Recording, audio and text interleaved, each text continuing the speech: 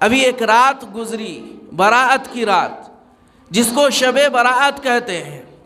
بہت سارے لوگوں نے، جن کو اللہ نے توفیق دی، جاگ کر انہوں نے عبادت کی ہے، اور شب براءت میں اللہ تبارک و تعالی بے شمار لوگوں کو جہنم سے نکال کر جنت میں داخل فرماتے ہیں، بہت سارے لوگوں کو۔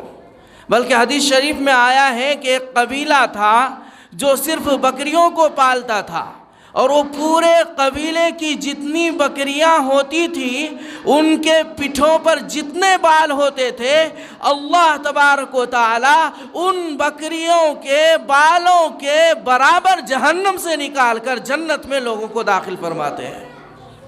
کتنی بڑی رات تھی وہ، لیکن اتنی بڑی رات تھی، اتنی فضیلت والی رات تھی، لیکن اس میں بھی نعوذ باللہ کچھ لوگ بدقسمت، جو قسمت کے مارے ہیں، بدنصیب ہیں، اور اللہ کے نزدیک مبغوض ہے، ناپسندیدہ ہے، اللہ تعالیٰ ان لوگوں کی بخشش نہیں فرماتے ہیں اس رات میں بھی جس رات میں اللہ تعالیٰ بہت سارے لوگوں کو معاف فرماتے ہیں۔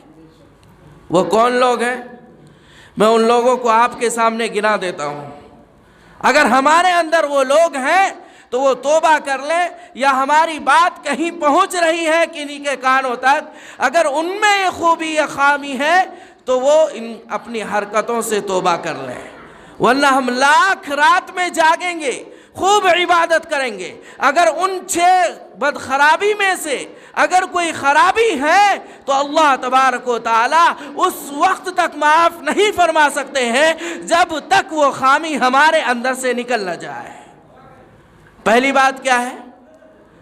پہلا جو اس رات میں بھی پہلا وہ شخص جس کی اللہ تعالیٰ شب برات میں بھی بخشش نہیں فرماتے ہیں، وہ ہے مشرک، شرک کرنے والا۔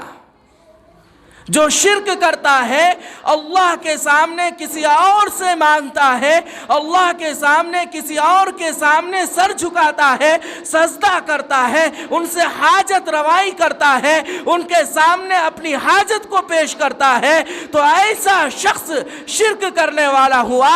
جو شرک کرے گا اللہ تعالیٰ اس کی شب برات میں بھی اور شب قدر میں بھی مغفرت نہیں فرمائیں گے۔ اس لیے اگر کسی سے مانگنا ہے تو اللہ سے مانگنا ہے، اللہ کے سوا کسی سے نہیں مانگنا ہے۔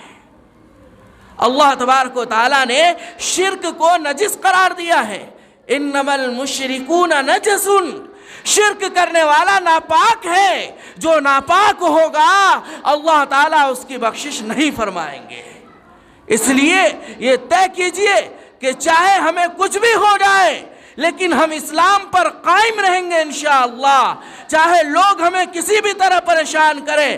حدیث شریف میں یہ آیا ہے کہ اگر آگ پر جلنا پڑے تو جل جائیے، اگر لوگ پریشان کریں تو پریشان ہو جائیے، مصیبتوں کو پریشان برداشت کر لیجئے، لیکن کلمہ طیبہ کو مت چھوڑیے، اور اللہ سے دعا کیجئے یا اللہ جب تک اس دنیا میں زندہ رہے ایمان پر زندہ رہے، اور خاتمہ ہو تو ایمان پر خاتمہ نصیب فرما۔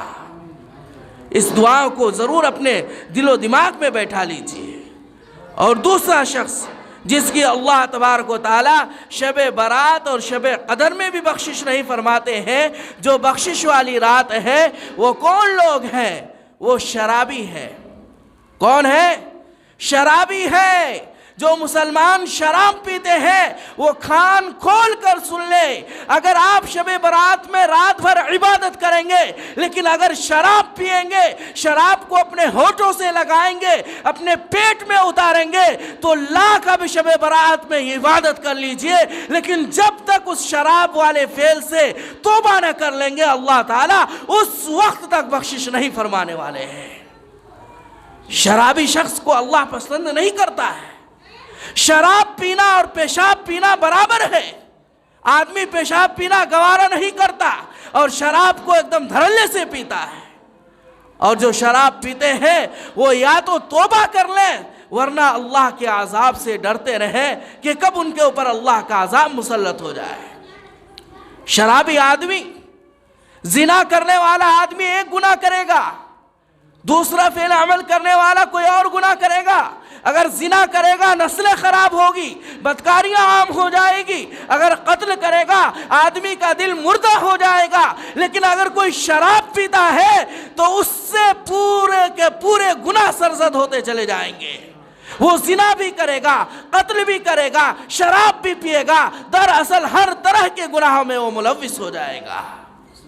اور شرابی آدمی جو ہوتا ہے، جس وقت شراب پیتا ہے وہ ناپاک ہوتا ہے۔ اس کا اگر وہ نماز بھی نہیں پڑھ سکتا وہ، کیونکہ وہ ناپاک ہے، اللہ کا ذکر بھی نہیں کر سکتا وہ ناپاک ہے، عبادت بھی نہیں کر سکتا وہ ناپاک ہے، تلاوت بھی نہیں کر سکتا وہ ناپاک ہے۔ ناپاک آدمی کچھ بھی نہیں کر سکتا۔ اور حد تو یہ ہو گئی کہ اگر اس کے خاندان میں اگر ان کے ماں باپ کا انتقال ہو جائے، ان کے بیوی بچوں کا انتقال ہو جائے تو وہ جنازے کی نماز میں بھی شریک نہیں ہو سکتا ہے۔ کتنی بڑی لعنت ہے شراب پینے والوں کی۔ اور شرابی آدمی کچھ نہیں سوچتا ہے، کچھ نہیں سوچتا ہے۔ ایک تو شب برات میں ان کی مغفرت نہیں ہو رہی ہے، دوسری بات وہ ناپاک رہتا ہے۔ وہ شراب پینا ایسے ہی ہے جیسے پیشاب پینا ہے، اور اللہ تعالیٰ ان کو ذلیل کر دیتے ہیں، ان کی کڈنیاں خراب ہو جاتی ہے۔ جو 100 سال جیتا وہ 50 اور 40 سال کی عمر میں وہ اس دنیا سے چلا جاتا ہے۔ اس لیے اس فعل سے توبہ کرنا ہوگا۔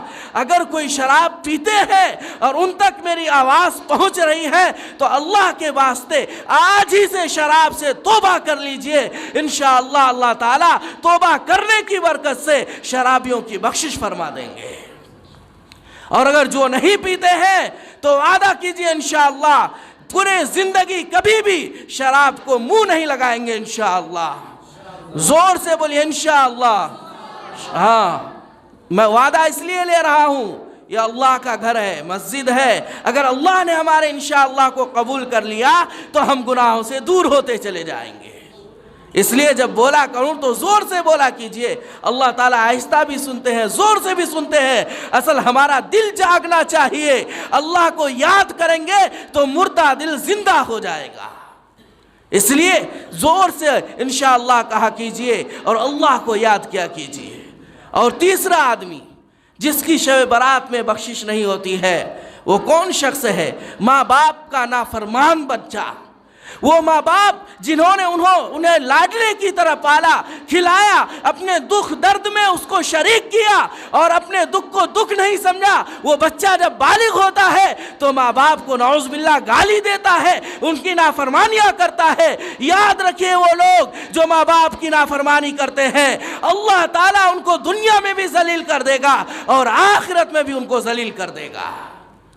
اللہ تبارک و تعالیٰ نے ارشاد فرمایا ہے، حدیث شریف میں ہے، والد کی پسندیدگی، والد اگر راضی ہے تو اللہ بھی راضی ہے۔ اگر والد ناراض ہے، ماں باپ ناراض ہے تو اللہ بھی ناراض ہے۔ اگر اللہ کو خوش کرنا چاہتے ہیں تو پہلے ماں باپ کو خوش کریے، اس کے بعد پھر اللہ تبارک و تعالیٰ خود ہی خوش ہو جائیں گے۔